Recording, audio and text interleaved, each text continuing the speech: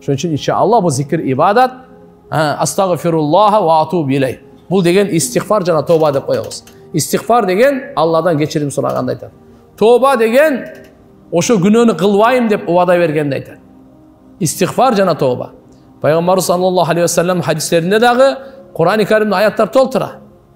Я юханнас, тубу илаллахи таубатан насуха. Ey адамдар, силер Алла Таалага чын тоба кылгыла дейт. Ката кетип калат, адам жаңылыш болуп калат, адамдан кемчилдик болуп калат. Адам баласы да. Куллу бани адам хаттаун. Пайгамбарыбыз айткан, адам баласынын баары катакер. Бардыгыбызда жаңылыш бар. Бардыгыбызда кемчилдик бар. Бардыгыбызда күнөө бар. Күнөөсү жок, алар периштелер алар. Пайгамбарлар, сизде бизде баарыбызда жаңылыштар, күнөөлөр, каталар бар. Пайгамбарыбыз өзү айтып атат. Куллу бани адам хаттаун. Адам баласынын бардыгы катакер. Адам деген сөз каталардын, кемчилдиктердин жыйнагы. Жыйнагы. Ва хайр. Анан кийин айтып атат Пайгамбар саллаллаху алейхи ва саллям. Куллу бани адам хаттаун ва хайру хаттаин ат-таввабун. Катакерлердин эң мыктылары ким экен? Тоба кылуучулары дейт.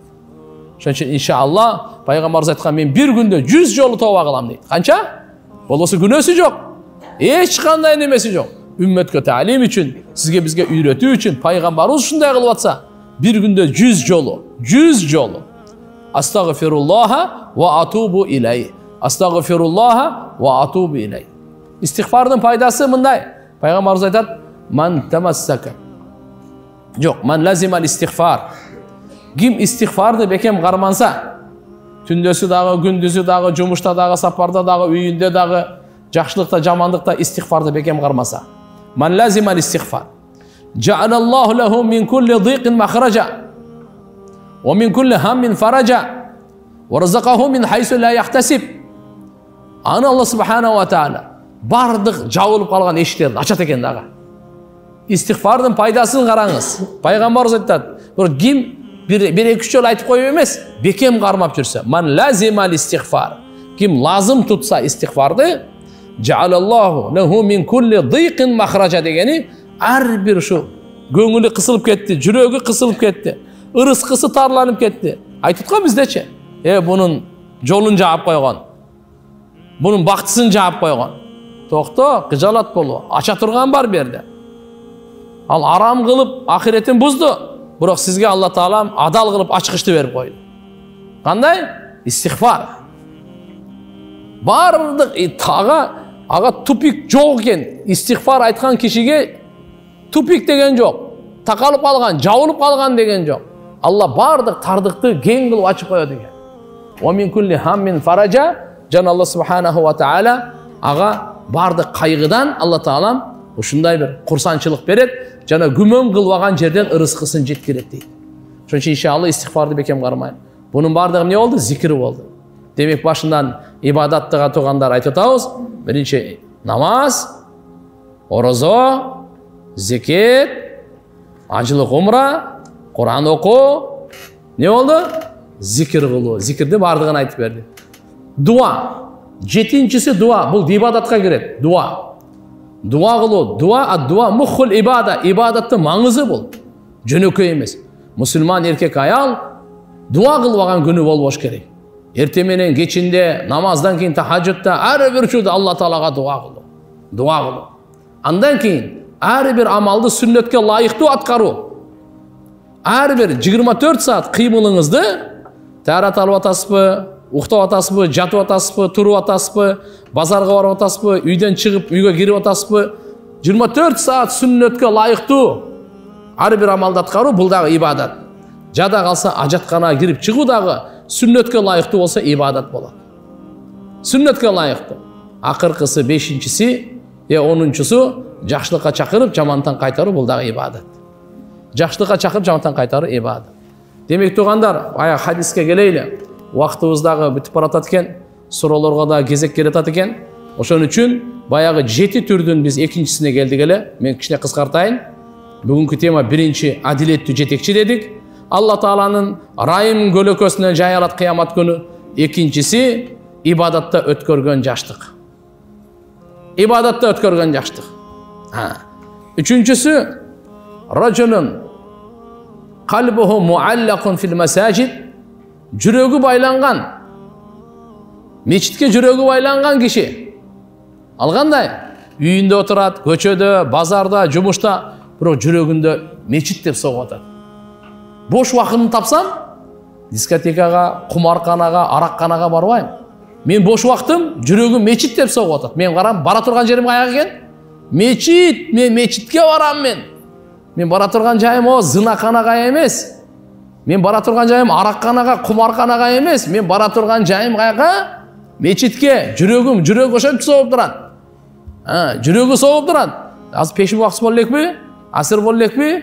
Шамчы, құптанчы. Жүрегі мешітменен байланған. Ертеге бұл дағазы жетеуінің бірөсі. Алла Тааланың көлөкөсінен, Алла Субхана аршының көлөкөсінен, Алла Субхана ва Тааlanın райымын көлөкөсінен жайыла тұрған кішілердің бірі ошол. Қанша болды? Үшеу болды ғой? Біріншісі әділеттүү жетекчи, екіншісі жаштығын өткөргөн ибадаттағы жаш, еркек болсын аял. Üçüncüsü жүрегі мечітменен байланған. Жүрегі мечітменен байланған.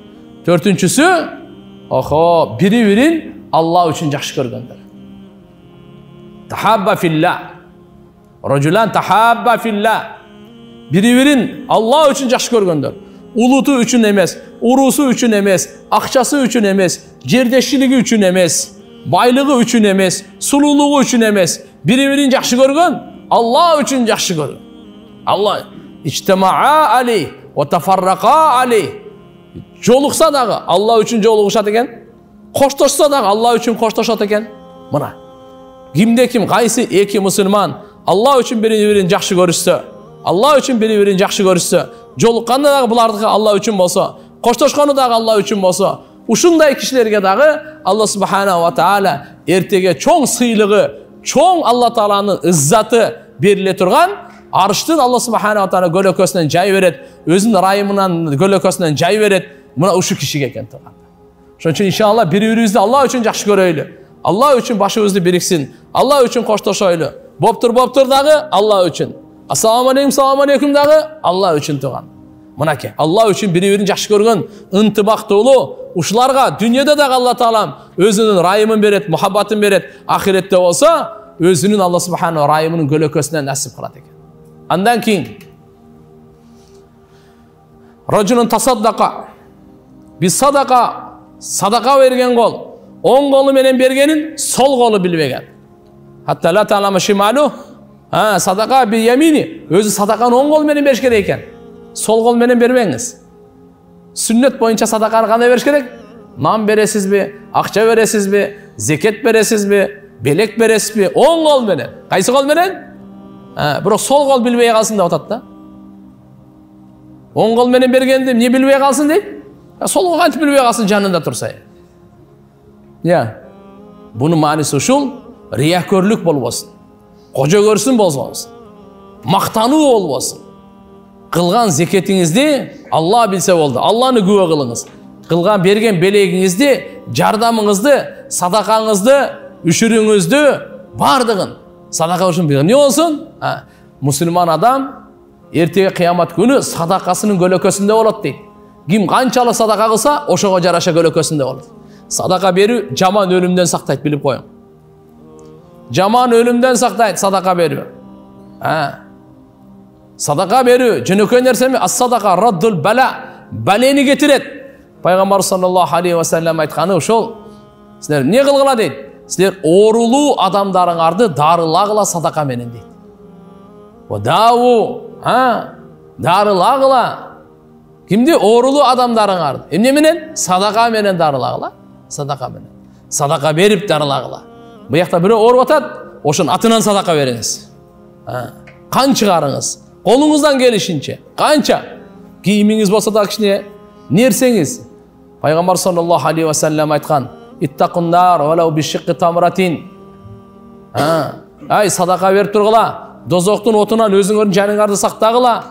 Бир курманын сыныгынчалык жарты курманы берип болсун, дозоктун отунан өзүңүздү сактаңыз. Садака бериңиз кичине, бир тыйын бериң. Сизде 10 тыйын бер деп айткан жери жок. Бир тыйын, бирок бериң. Аз болсо дагы, күчүнө жараша. Мүмкүн бирөө 5 сом берет, бирөө 10 сом берет. Бирок кичине болсун дагы садака бергенди үйрөнөйлү, кайрымдуулукту үйрөнөйлү. Берешен кол алганга караганда жакшыраак Алла Тааланын алдында. Ошон үчүн мынау дагы оң колу менен берген, сол колу билбеген дегени ушунча ихлас менен берген, Алланы күбө кылып берген. Алла сен үчүн берип атам деп ушун үчүн Алла Таала үчүн берген. Бул дагы эртеге Алла Тааланын райымдуулук көлөкөсүнөн жай алат экен. Алла Субханаху ва Тааланын башка ошол эч кимге көлөкө жок ал. Канча болду? 5 болду. 6-чысы. Сулуу аял. Мансапта Зату мансибин ва жамалин. Ушул эгер чакырса жаман ишке, эркекти. Ке ушун зыны жаман ишке деп. Ал не деп айтат экен? Жок дейт. Инни ахафулла. Мен Алладан коркомун, ал жаман ишке барбайм. Ушул эркекке дагы Алла Субханаху ва Таала аршынын көлөкөсүнөн жай берет эртеге кыямат. Ошондой эле мансаптагы эркек, мансаптагы сулуу эркек эгерде аялды чакыра турган болсо зынага, аял дагы мен Алладан коркомун деп жаман ишке барган жокпу? Абирин сактадыбы? Намызын сактадыбы? Ушуга да Алла Субханаху ва Таала арштын көлөкөсүнөн жай берет. Эртеге күнү жөнөкөй эмес бул. Кайсы коомдун жаштары эгерде никесиз кошулуп бузула турган болсо, ал коомдун келечеги жок. Ал коомдун келечеги жок. Зынаны пайгамбарыбыз эле эмес, бардык пайгамбарлар арам деген. Иман ажырап калат, иман чыгып кетет. Оорулар көбөйөт, жер титирөөлөр көбөйөт, кан төгүлөт. Бунун кесепети өтө чоң. Ошон үчүн иншалла мынаке пайгамбарыбыз саллаллаху алейхи ва саллям коомчулукту таза кармаш үчүн адамдын, эркектин, аялдын өзүнүн намызы бар, өзүнүн кумары бар. Бирок шарияттагы кумар кандырууну адал жолу менен, ак нике менен жол менен айтып койгон. Урпак калсын, перзенттер калсын. Арам аралашпасын, арам суу аралашпасын. Насыл калсын, таза кармансын. Ошон үчүн бул жерде эмне деп атат? 6-чысы эртеге Алла Тааланын райымынын көлөкөсүнөн жай ала тургандар. Эч башка көлөкө болбойт. Ошо 6-чысы ушул экен. Ушунда бир мансаптагы сулуу аял чакырса, ошого барбайын деп. 7-чысы туугандар, Алла Тааланы зикир кылып, эч ким жокто көзүнөн жаш агызган. Дакараллаху халиян. Алла Таалан. Ва фадат айнаху, эки көзүнөн жаш чыгып кетти бол. Эч кимди күбө кылган жок. Өзүнүн жаралганын эстеп, ахиретке бара турганын эстеп, Алланын алдында отчет бере турган, эсеп китеп бере турганын эстеп, Алланы зикир кылып көзүнөн жаш чыккан, ушул адамга да Алла Таалам эртеге аршынын көлөкөсүнөн, райымынын көлөкөсүнөн жай берет экен. Алла Субханаху ва Таала баарыбызга товфик берсин.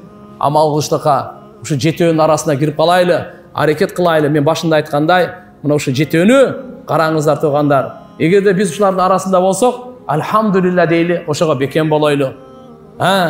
Бүгүн зынага барбайбыз, зикир кылабыз, бири-бирибиз менен Алла үчүн мухаббатташабыз, мечитке жүрөгүбүздү байлайбыз, жаштыгыбызды ибадатта өткөрөбүз, адилеттүү болобуз. Эгерде булар болсо, альхамдулилла, нур үстүнө нур, садакабыз бар, нур үстүнө нур.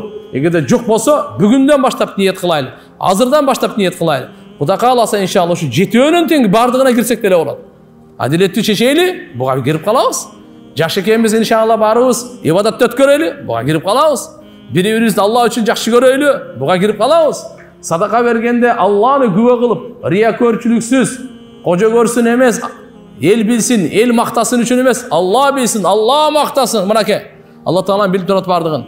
Ошо ихлас болуп, мынага Алла Субханаху ва Таала товфик берет. Аракет кылабызбы иншалла? Алла Таалам кабыл кылсын. Азыранда иншалла кезек суроолорго берейин.